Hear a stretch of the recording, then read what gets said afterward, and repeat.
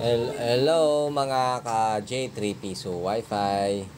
So, ang video na ituturo ko sa inyo ngayon regarding sa error ng Vendo na report sa atin ng ating client from Zamboanga. So, ang Vendo niya po is mini PC mga ka-J3. Tapos, ang senaryo, yung iba hindi nakaka-connect. Tapos yung iba is nakaka-connect. Pag ganun po ang error ng Vendo is hindi po unit. Hindi po Vendo unit ang may problema. So, pa-double check nyo po yung antena. Baka puno na. Lalong-lalo na pag single lang po yung antena nyo. Ang antena po is may capacity. Kunwari, 30 unit lang po or user ang pwedeng makakonect. Ang pang 31 po dun is madidecline po or madideny ng antena natin. So, hindi po si Vendo ang may problema pag ganon. Or, i-check nyo rin po na baka may limit yung mga user na pwedeng kumunik sa program ng Vendo. Meron din pong senaryo, lalong-lalo dito sa amin, sa akin po, personal ko na experience na yung iba is nakaka-connect, yung iba hindi. So, sa mga low specs po ng cellphone, nangyayari po siya mga ka-J3. So, pag low specs po ang cellphone, minsan hindi talaga nakaka-connect sa system or sa server ni Vendo. So, pag ganun pang senaryo, hindi po Vendo ang may problema, kundi yung cellphone po ang may problema. Meron din naman po senaryo na bagong unit ang cellphone, latest version, pero hindi makakonect. I-check nyo rin po, baka po puno na yung save network niya. Kasi may capacity din po ang save network ng mga cellphone unit. Tapos, i-clear data nyo rin po or i-clear history nyo po ang inyong cellphone. So, papakita ko po sa inyo kung ano ang gagawin kapag di-delete kayo ng mga save network. So, punta kayo sa Wi-Fi.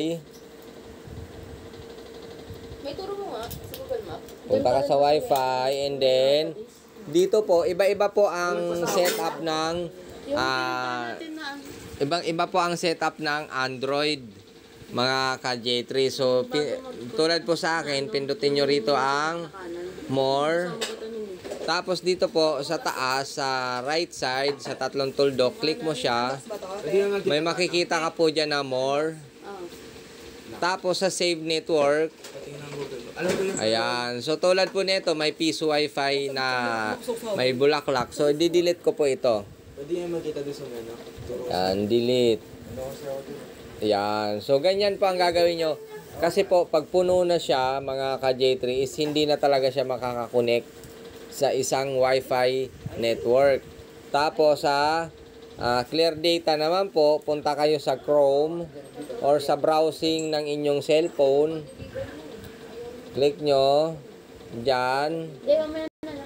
Tapos, dito sa tatlong tuldok din, click mo. And then, dito sa delete browsing data or delete history. So, sa browsing data, ayan po ang makikita natin mga ka-J3. So, all time. Tapos, sa option, yan, makita mo. So, same lang din yon. So, para shortcut naman kayo, mga ka-J3, click nyo to. Tapos, sa delete history agad. Sa history, yan. Tapos, delete browsing nyo po. Delete browsing data. Click mo lang siya. Tapos, kung may mga nakasave po kayo na password, para po hindi mawala, tanggalan nyo po ng check. Yan. Pero, kung wala naman po, is i-check nyo lahat. Tapos, dito po sa taas, kadalasan po nyan is last hour lang. So, ang gagawin nyo po, ilalagay nyo po is all time. Yan. Tapos, saka nyo po i-delete data.